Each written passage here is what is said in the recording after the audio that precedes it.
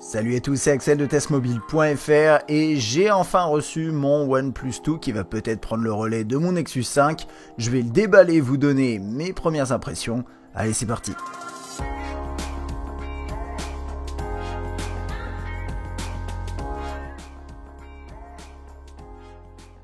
Le OnePlus 2 est proposé dans une boîte rouge qui fait à peu près plus ou moins pile la taille du produit. Et à l'intérieur, voilà, vous avez un contenu assez minime, on va dire. Vous avez quelques papiers, un petit peu de lecture comme d'habitude. Vous avez un bloc secteur 5 volts 2 ampères, plutôt gros d'ailleurs. Et vous avez ensuite bien sûr le fameux câble OnePlus. Alors il est plat, il est rouge, il n'est pas très très long, mais on va dire que c'est suffisant. C'est du micro USB et USB de type C, donc ça a plein d'avantages et on en reparlera prochainement. Il y a d'ailleurs un petit capuchon que vous mettez sur le port USB, mais vous risquez de le perdre. Et notez que ce câble donc ne fonctionne que avec les autres ports USB de type C, et qu'à l'inverse d'ailleurs, vous ne pouvez pas utiliser d'autres ports micro USB, on va dire classiques, sur le OnePlus 2. De base avec le OnePlus 2, vous avez une coque avec ce revêtement, vous savez, anti-transpirant qu'on avait sur le premier OnePlus. Et vous pouvez également en acheter, elle coûte quand même 25 € la coque. Et donc vous avez différents rendus. Là, devant vous, c'est l'édition, si je ne me trompe pas, Rosewood. Vous avez également la version bambou et la version Black Apricot, qui est une sorte de bois noir, et la version Kevlar. Alors moi là j'avais acheté la version bambou et Rosewood. Alors en fait j'ai été un peu déçu parce qu'il me semblait qu'avec le premier OnePlus, en fait la coque bambou, elle était en bambou, enfin ça me semble logique, et en fait là c'est du plastique avec un rendu qui est certes réussi, mais c'est pas du bois, c'est pas un matériau de type bois. Alors ça a des avantages bien sûr, hein, le plastique c'est sympa, mais pour le reste, moi je suis personnellement un petit peu déçu. Mais bon, ça, du coup ça tiendra sûrement beaucoup plus sur la durée, et puis c'est surtout pas très moche. La coque arrière du OnePlus 2 s'enlève. Alors c'est un peu difficile, mais du coup ça garantit quand même qu'elle accroche bien. Et la batterie par contre n'est pas amovible. Alors ça donne accès à quoi finalement? À pas grand chose. Ça donne accès à bien sûr au remplacement de la coque. Et également un petit tiroir dans lequel vous pouvez mettre 2 nano SIM. Ce qui permet tout simplement de l'utiliser en dual SIM si bien sûr vous avez envie, mais vous êtes bien entendu pas obligé. Et la coque se remet en place de la même façon. Il y a des petits clips. Et puis ça fait clic clic et puis hop c'est réglé. Alors ça tient bien après, il n'y a pas de problème. À l'avant du OnePlus 2, vous avez la caméra frontale et la sortie audio. Et en dessous, vous avez alors 3 touches. Vous avez 2 boutons sensibles, enfin ils sont tous les 3 sensibles, mais vous avez 2 touches sensibles autour de la touche du milieu dont je vais parler dans un instant, où vous pouvez avoir retour multitâche ou inversement. Et puis la touche du milieu, en fait, c'est un bouton Home, mais qui est sensible, en fait, on peut pas appuyer dessus, il clique pas quand on appuie dessus, c'est pas un bouton mécanique. Et ça fait bien sûr, vous l'avez peut-être entendu, ça fait scanner d'empreintes digitales. Alors c'est un peu bizarre l'utilisation parce qu'il faut appuyer dessus et attendre que ça vibre. Enfin, il faut appuyer suffisamment dessus pour que ça vibre quand même parce que c'est sensible, mais c'est pas tactile, c'est pas la même chose. Et du coup, à l'utilisation au début, moi j'ai eu un petit peu de mal, mais bon, ça permet aussi de bien l'utiliser comme scanner d'empreintes digitales et d'ailleurs ça fonctionne correctement. Et puis bien sûr comme bouton d'accueil. Les contours du OnePlus 2 sont en aluminium. Sur la droite, vous avez la touche de gestion du volume, le bouton on-off verrouiller-déverrouiller. Vous avez le port micro USB de type C et puis 2 sorties. Alors ça donne l'impression que c'est un double système de haut-parleur. Non, le haut-parleur il est à droite. Vous avez un micro également qui est caché quelque part. Ils ont fait des trous à gauche du port USB simplement pour conserver une symétrie. C'est simplement du design en fait. Sur la gauche, vous avez un switch mécanique avec 3 étapes, qui est un petit peu particulier, on n'a pas l'habitude de trouver ça sur les terminaux sur Android. Et donc ça permet de gérer les notifications que vous allez avoir. Donc par exemple, vous avez un mode absolument ne pas déranger, donc aucune notification. Un mode où vous avez toutes vos notifications. Et puis un mode où vous avez juste les notifications prioritaires. Et à chaque fois que vous l'activez, à part pour le mode silencieux, vous avez une petite vibration. Et puis sur le haut, vous avez le jack 3.5 mm et un second micro. Alors à l'arrière, là j'ai remis la coque initiale qu'on a de base dans la boîte. Vous avez l'optique 13 mégapixels, le double flash LED Et en dessous de l'optique, c'est le focus laser, un petit peu comme ce qu'on a chez LG. Et bien sûr, vous avez le logo OnePlus qui est juste en dessous. Alors le OnePlus 2, c'est un terminal avec un écran de 5.5 pouces. Donc ça induit une taille qui est quand même importante. Et je vais pas vous le cacher, en toute franchise, c'est un terminal qui est quand même assez costaud quand vous le tenez en main. Il mesure quand même 9, enfin entre guillemets quand même 9,9 mm d'épaisseur, ce qui est pas énorme, mais ce qui est supérieur à ce qu'on trouve sur la plupart des terminaux haut de gamme. Et à côté de ça, il pèse aussi 175 grammes, donc c'est pas rien. Et donc quand vous l'avez en main, vraiment, il est bien là. Alors c'est pas mal, mais en même temps, niveau ergonomie, c'est vrai que pour atteindre toutes les zones de l'écran à une main, bah c'est pas possible. Ça je le savais, hein, bien sûr, en testant ce produit. Mais bon, dans mon cas par exemple, qui cherche un remplaçant de mon Nexus 5 en 5 pouces, ça va peut-être être un petit peu compliqué, donc il va falloir un peu tâter le terrain. Et c'est vrai que voilà, 5.5 pouces, vous partez du principe que l'ergonomie est quand même compliquée. Alors après, les bordures sont plutôt fines, l'espace est bien optimisé, je pense qu'ils ont fait quand même un bon boulot niveau optimisation du design. Vous avez la touche en bas alors qu'il faut aller chercher un petit peu loin, mais si vous avez envie, vous pouvez éventuellement la mettre dans la barre logicielle classique Android Lollipop, donc c'est à vous de voir pour ça.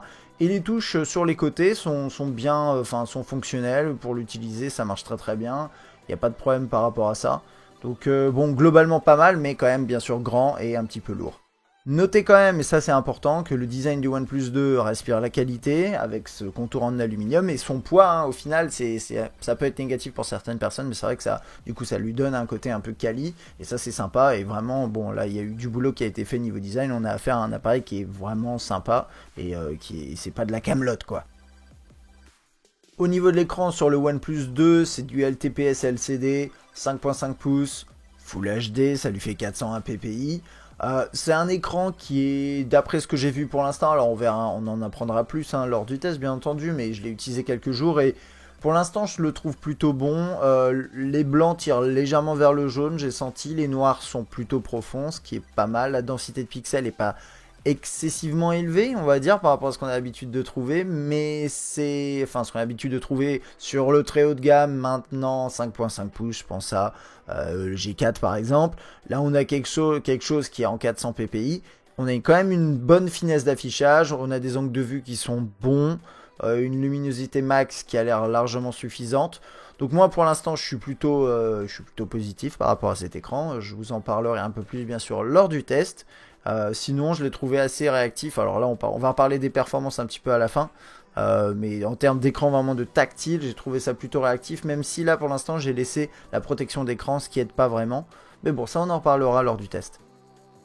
Le OnePlus 2 c'est un appareil qui tourne sous Android 5.0, Lollipop, et avec une ROM qui s'appelle Oxygen UI, qui est la nouvelle version de, entre guillemets, l'OS de OnePlus depuis qu'ils ont arrêté de travailler avec CyanogenMod. C'est quelque chose qui ressemble beaucoup à du Android brut, avec quelques ajouts que je vais vous montrer. Donc vous retrouvez votre système de page d'accueil, les widgets, etc. Et puis sur la gauche, vous avez un truc un peu à la Blinkfeed, etc. qui s'appelle Shelf, qui vous affiche vos applications récentes, enfin fréquentes plutôt, votre météo en fonction de l'endroit où vous êtes, et également vos contacts privilégiés avec qui vous échangez le plus souvent. Vous avez un tiroir des notifications avec des options que vous pouvez changer, réorganiser, des paramètres. Alors moi j'ai mis l'interface en fond noir parce que je trouvais ça mieux. Et vous pouvez personnaliser donc les boutons, ça c'est possible, les boutons qui sont en bas, et notamment basculer sur des boutons logiciels. Vous pouvez changer par exemple ce qui se passe si vous appuyez 2 fois sur la touche sensible de droite, enfin ce genre de choses. Donc la barre de navigation logicielle à l'écran si vous avez envie, si vous trouvez par exemple que la touche d'accueil elle est trop basse, ça c'est possible. C'est un terminal qui est dual SIM, donc vous pouvez bien sûr gérer vos SIM directement depuis les paramètres. Vous pouvez gérer vos gestes, notamment le double tap, donc ça c'est un classique mais c'est vraiment bien de le retrouver là, donc double tap qui marche d'ailleurs très très bien. Et vous pouvez aussi par exemple faire un O pour lancer l'appareil photo, vous pouvez faire un V pour lancer la lampe torche, ce genre de choses. Pas grand chose à dire dans les options d'affichage, pareil pour le son, on reviendra sur le son un peu après, il y a quelques petits détails intéressants quand même. Vous pouvez bien sûr configurer votre empreinte digitale. Alors le système est assez simple, mais ça prend un petit peu de temps. Faut passer de 0% à 100% de l'enregistrement en appuyant, je sais pas, on appuie 15 fois, 20 fois sur le scanner. Alors après, il faut bouger un peu son doigt. C'est pas forcément très bien expliqué, mais ça fonctionne à terme, enfin au final. Donc vous pouvez faire basculer le mode sombre ou clair. Vous pouvez même choisir une couleur d'accentuation. Donc là, moi par exemple, j'ai pris un bleu, mais vous pouvez changer ça. Et puis c'est à peu près tout, hein, au final. Dans les paramètres, il n'y a pas grand chose à dire de plus. Alors là, vous voyez, là j'ai essayé d'appuyer sur la touche d'accueil et parfois ça marche, parfois ça marche pas. Il faut y aller franco. C'est une touche qui se clique pas et c'est du sensible. Il faut quand même bien l'utiliser. Moi personnellement, j'aurais bien aimé en fait une touche mécanique, un peu comme chez Apple finalement, genre, touche mécanique qui permet quand même d'accéder, qui permet quand même d'utiliser le scanner d'empreinte digitale puisqu'il faut appuyer dessus pour l'utiliser en tant que touche. Le menu principal avec toutes vos applications, alors là je l'ai configuré en mode un petit peu compact et très basique. Le multitâche, pareil, rien à dire, c'est du lollipop de base. Et puis l'appareil photo qui est plutôt sympa avec une interface qui est réussie, focus laser qui a l'air de bien marcher, le mode autoportrait qui est pas trop mal, qui a l'air d'être assez large, ça a vérifié tout ça. Vous avez un mode beauté, un mode HDR, un mode image nette. Et là, tous les différents modes, photo, vidéo, panorama, ralenti, accéléré, que j'ai pu un petit peu tester, mais pas encore assez pour vous donner vraiment un avis complet. Il n'y a pas vraiment d'ajout de la part de OnePlus en termes de logiciel, hein, comme vous voyez. Il y a juste un système au niveau de l'audio qu'on va regarder rapidos, qui s'appelle Audio Tuner. En gros, c'est un égaliseur un petit peu amélioré.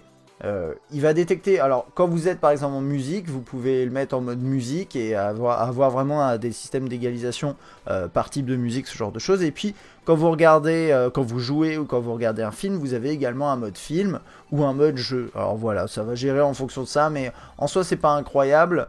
D'ailleurs, rapidos, le haut-parleur est pas trop mauvais. Le volume est assez élevé, je trouve, et c'est pas mal. Après, on reviendra là-dessus pendant le test, mais c'est pas incroyable non plus. Donc, j'ai encore besoin de le tester un peu plus pour vous donner un avis complet. Et d'ailleurs, notez, hein, je l'ai peut-être pas trop mentionné, mais il n'y a pas de. Enfin, je l'ai pas mentionné lors du déballage, mais il n'y a pas d'écouteurs dans la boîte. C'est pas apparemment obligatoire, je sais pas, ça va dépendre des législations, probablement. Mais c'est pas obligatoire là, et du coup, vous l'avez pas dans la boîte, donc il va falloir utiliser vos propres écouteurs. Point plutôt sympa, OnePlus propose SwiftKey préinstallé sur le terminal avec même un thème Material Design que normalement on n'a pas gratuitement et qui est proposé là avec ce terminal là, donc c'est plutôt bien. Moi c'est mon clavier sous Android préféré, je trouve que c'est celui qui fonctionne le mieux, donc c'est toujours une bonne chose. Pour terminer, parlons rapidement performance et peut-être légèrement autonomie aussi. Alors, niveau performance, donc on est sur un Snapdragon 810. Pour l'instant, moi, j'ai pas constaté de ralentissement particulier dans l'interface, ça tourne bien. J'aimerais bien le tester aussi en enlevant quand même le film de protection sur l'écran pour voir si ça le rend pas un tout petit peu plus réactif au toucher. Mais sinon, c'est plutôt pas mal. Dans Antutu, il score 48 891. Là, en l'occurrence, j'ai lancé qu'un test. Bon, c'est à peu près 50 000. C'est bien, c'est pas incroyable, mais c'est bien pour du haut de gamme. C'est ce qu'on a aujourd'hui en haut de gamme. À côté de ça, moi, ce que j'ai constaté quand même, malgré le fait que OnePlus avait dit que c'était un 810 optimisé, qu'il chauffait pas trop, etc. Alors, j'ai constaté qu'il chauffe quand même. Alors, c'est pas extrêmement gênant, mais c'est vrai que très rapidement, en fonction des, voilà, par exemple l'appareil photo, ce genre d'utilisation un petit peu lourde, on sent qu'il chauffe à l'arrière et on monte rapidement autour de un peu plus de 40 degrés autour de la batterie. Et bien sûr, quand vous commencez à vous attarder un petit peu plus, ça va un peu plus haut dans certaines autres zones du terminal. Mais voilà, donc c'est à surveiller. Et puis niveau autonomie, un premier retour, hein, bien sûr pas définitif, c'est que j'ai réussi à avoir une journée d'autonomie pour l'instant assez facilement. Là par exemple, j'ai regardé des vidéos toute la matinée, ça a pris 30%, et puis ensuite après j'ai dû le recharger en fin de journée. Mais sur une journée un peu plus légère que ça, sans trop de lecture vidéo, vous allez faire votre journée sans trop de problèmes a priori. Donc ça c'est bon, c'est pas exceptionnel, mais c'est plutôt pas mal. Donc pour résumer, pour l'instant ma première, on va dire, prise en main, mes premières impressions, le OnePlus 2 c'est un appareil que je trouve Ah, très intéressant, c'est clair. Maintenant, pour l'instant, bah, bien sûr, je le trouve grand. Alors ça, c'est inhérent au 5.5 pouces, hein, je le savais avant, hein, vous inquiétez pas. Donc je vous dirai si on peut s'y habituer ou pas vraiment. L'interface, bah, ça apporte pas grand chose de plus par rapport à ce qu'on a sur d'autres terminaux, notamment un Nexus, mais ça, à la limite, c'est plutôt un point positif pour moi, en l'occurrence, qui passe d'un Nexus 5 à potentiellement ça. Donc je vous dirai ce que j'en pense lors du test. Mais sinon, c'est un appareil qui a l'air globalement assez bien équilibré. J'ai hâte de voir aussi ce que vaut vraiment l'appareil photo, l'autonomie sur le long terme, ce genre de choses. Donc voilà, c'est à peu près tout. J'espère en tout cas que cette vidéo vous aura plu. N'hésitez pas à vous abonner, à appuyer sur like, etc. Et puis je tiens également, comme d'habitude, à remercier notre partenaire Noref qui fait des accessoires de qualité pour smartphone et autres appareils notamment. J'ai mis un lien dans la description. Je vous invite à aller sur leur boutique et à aller regarder leurs produits. À bientôt.